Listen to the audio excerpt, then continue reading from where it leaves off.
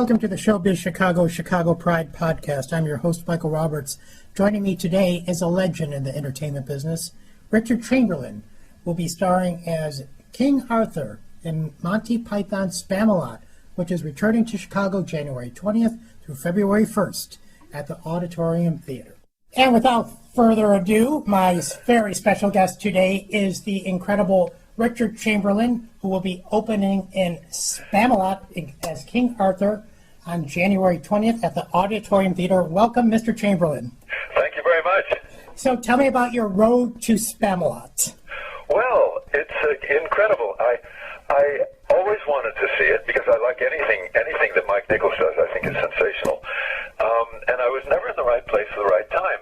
So I didn't actually see the show until I was in New York just before Christmas, and I saw the New York production and was dazzled, absolutely dazzled by it. It's so funny and so crazed. But anyway, how it happened was, before that, I was talking to somebody in New York who is involved in the production of Spamalot about another production. And he said, oh, by the way, we have a 3-month span on the road where would Richard be interested in playing King Arthur? And I said, absolutely, I would love to. And that's how I sort of got the part. Wow. And how has rehearsal been? Oh, rehearsal is, well, you know, being put into a show is much different from starting out at the beginning of a production. If you start out at the beginning, you're involved in 4 or 5 weeks rehearsal and in on the whole evolution of the piece. But if you're put into the show, which I am, because the road company has been going on for a while, yes, you have 2 or 3 weeks rehearsal with the stage managers and the dance captains and people like that, who are all wonderful. But it's not exactly like working with the actual actors you're going to be working with. And so here in Peoria, where we are now, and rehearsing and doing all that, I get put in, what they call put into the show here, which means for the first time, I get to go on stage with the actual people I'll be working with and the actual sets and everything. So that should be very nerve-wracking and interesting and exciting. And how is it going to be back on tour? Because, of course, you toured in My Fair Lady and the Sound of Music. Yes, well, touring is quite difficult in that you have to travel. Usually you do 1-week performances, and you do 8 shows a week, and then you travel on your day off and to a new hotel, to a new place, and then you start on Tuesday again, doing 8 a week. And so I find that being on the road with a show is like sort of like being a monk. You have to devote your entire self to the production and to maintenance of your own health and happiness. How Dornberg's being a monk of you. Yes, that prepared me. Well, let's just talk about your incredible career. Of course, you really gained fame as Dr. Kildare. And I never heard you say stat once in the show, which has become the latest medical craze on television. Stat, heart attack, stat. It is. There's a lot of stats these days. But they move so much faster these days. You know, they have. We had one story and a sort of subplot in our shows, and nowadays in the medical shows they have about 16 different plots going on. It's amazing. It is amazing. But around the Dr. Kildare time, you also had a recording career. Yes. We made I think 3 LPs. In the early 60s, singing mostly standards, mostly owned by MGM, so they didn't have to pay royalties. Ah, yes, you were owned at that point, weren't you? I was owned by MGM, yes. Wow. And then you went to London and the West End to really get in-depth in theater, and you stayed there for quite a while. Well, I did a lot of work I lived in London for about 4.5 years in the late 60s and early 70s. And I never did a show. I never did a play in London. I did for Hamlet at the Birmingham Rep, for instance, and Ladies Not for Burning in Chichester. But I had a lot of television and a lot of movie work there also. It was just wonderful. Yeah, it was probably good to get out of the States for a while, too, at that point.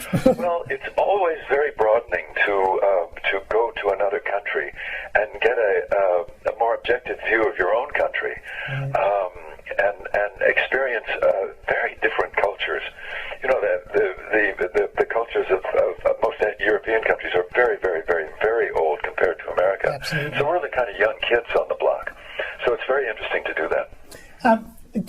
How did you become involved in music and acting? Was it nurtured by your parents, or was it something that you my mother and grandmother were very musical, and my mother had actually done some theater work, non-professional, I believe, until her husband made her quit because it was unladylike. I grew up in L.A. where the movie business is, and loved going to the movies and all that. So I was fascinated by it all, and I didn't particularly like real life very much, particularly school. I'm with you on that one. And so I always wanted to kind of get off into a fantasy world. And who were some of your mentors growing up? Well, we had a wonderful drama coach in high school named Florence Quitermus, and she was a star. And then I went to Pomona College, where we had Virginia Princess Allen was head of the drama department, and she was wonderful, a kind of genius. And she got me involved in a lot of plays. I was very, very shy and very inhibited at the time, but she kind of kept after me to do plays, and that was a wonderful, wonderful experience. She was brilliant. Wow. Yeah, it's amazing when we're young how those mentors really shape our lives, sometimes more than our parents. You know, and even Raymond Massey on Dr. Kildare was a wonderful kind of friend and father figure for me. He was so kind to me and so indulgent, because I was very, very green when we started that, and he never complained at all about my messing up lines or needing another take. Yeah. How have you seen the industry change, more so the television industry, I guess, since the 60s? I think maybe the whole business was a little bit more fun in the old days. Yeah.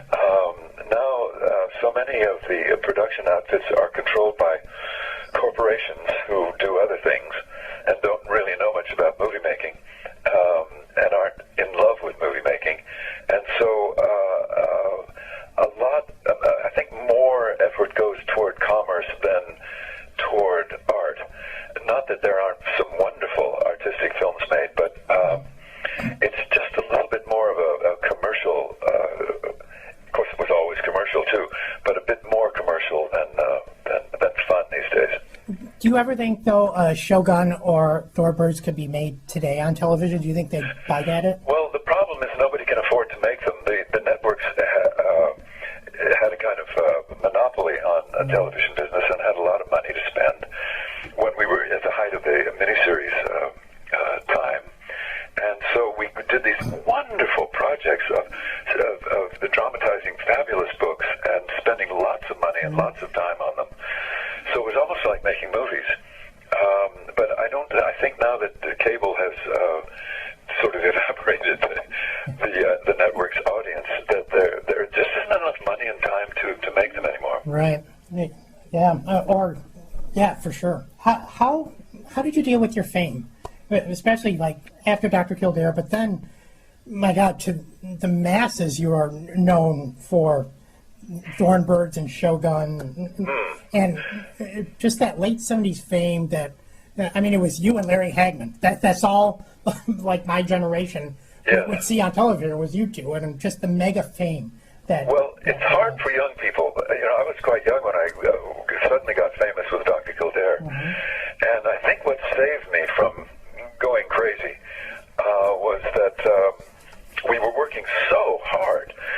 We made 34 the first year and 32 the second year, for instance, and then during any time off, the studio, MGM would put me in little movies and things, so I never ever stopped working. And though I loved being famous, and I was extremely aware of that, I was just too busy to get big-headed, I think. Wow. But you found solace in Hawaii, it seems.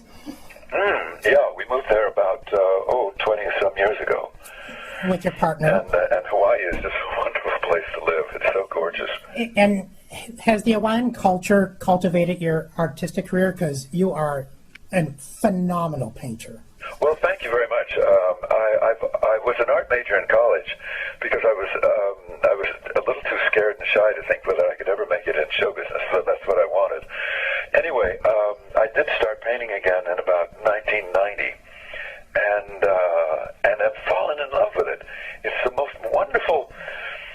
But it's interesting because in acting, it's very much a group project, and you've got a boss, the director, and all that. Mm-hmm. But when you're painting, when you're facing a canvas, it's you're the boss, and it's a wonderful and almost scary feeling. And how long does it take you to usually create an oil work? Because right now I'm looking at your oil Somewhere Within, which is almost Dali-esque in a way. Yes, that took a fair amount of time. In fact, most of my things take a fair amount of time. I'm rather meticulous, and I like to keep working on them until I think that they're worth looking at. Somewhere Within is a very interesting painting. I have a feeling that within each of us there's an area of supreme intelligence and love that if we consult it, which that face is kind of represents. Yes. If we consult it, we become much better people. Wow. And I'm going to post a link on my website, but you can go to richardchamberlain.com and view some of this artwork, and it's available for purchase. And yeah, I mean, it's stunning. It's stunning. Well, thank you. So, and how has life changed for you, my friend, since your 2003 little outing? Oh, the book. Yes. It was a phenomenal experience for me writing that book. I grew up in the 30s, 40s, 50s when being gay was absolutely verboten. I mean, there was just no way you could survive and be gay at the same time. So I pretended to be somebody else, and had this feeling that there was something very, very wrong with me. And that persisted. Even I've been in a relationship, it's a wonderful relationship for 32 years. Yes. But even through that, there was this area of self-doubt that I carried over from my youth. And it wasn't until I wrote this book that suddenly, I don't know, it was almost like an angel put his hand on my head or my heart and said, enough already. And I suddenly realized that the whole business of straight and gay is just a matter of benign facts. I mean, whether you're straight or gay, that tells you nothing about the person, almost nothing. Whether they're good or bad or dumb or smart or cruel or kind, it tells you almost nothing. And I suddenly had no fear whatever left about it, and was on the book tour, was talking about it on national television with no fear at all. It was just a wonderful sense of relief. And of course, being a product of the 50s and 60s like you were, and a studio owning you, it was probably verboten to even talk about it. Oh, totally. I mean, I was a romantic leading man through most of my career, and to have talked about being gay was just not in the cards at all. Well, you've done wonders for a lot of the new generation coming up, opening doors, and just as a role model. So well, thank you for that. One thing before I let you go, I want to talk to you about, because with my Broadway people, I love to talk about these things. Patti Lupone was my last one, about shows that don't work. And you were in a doozy, my friend. Oh, a doozy. Breakfast at Tiffanys with Mary Tyler Moore. One of the biggest flops of all time.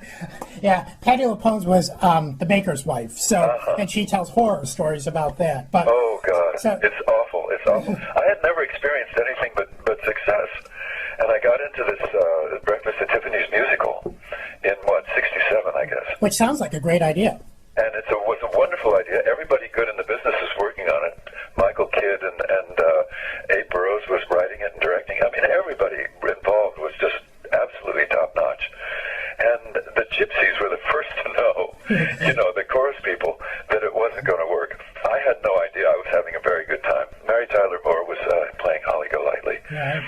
And we played a month in Philadelphia, and I was having a good time. The reviews weren't so hot, but the audiences were nice. And then in Boston, even I began to realize that the show wasn't working. And they brought in Edward Albee to rewrite it, which, I mean, he's brilliant, but he's not exactly a musical person. Right. And the musical became very, very dark. And so we opened to previews in New York, and this dark musical totally confused people. The audiences just hated it. They absolutely and we closed after the first, but they'd shout at us from the audience. Wow. And Mary would weep between scenes. I mean, it was just heartbreaking. My God. And when we closed after 4 previews, and we had a huge advance sale, but Mary closed it anyway. Wow. And it was hard. It was like losing a good friend. Yeah, I mean, people put their heart and souls into these things, and you never can tell. You never can tell. Well, thank you so much for joining me. Here's an over-the-phone hug from Chicago. Thank you very much. And I can't wait to get there. We'll be there in about a week. Yes, and tickets are going fast, actually. So. Oh, good. Yes, absolutely. You know, Spamalot started here in Chicago. Pardon me? Spamalot actually started here in Chicago. Yes, I know. So you're coming home. Yes. Coming home. So, and I have links up to your website and links to purchase tickets for Spamalot through Broadway in Chicago. Richard Chamberlain, thank you. Thank you very much. Take care.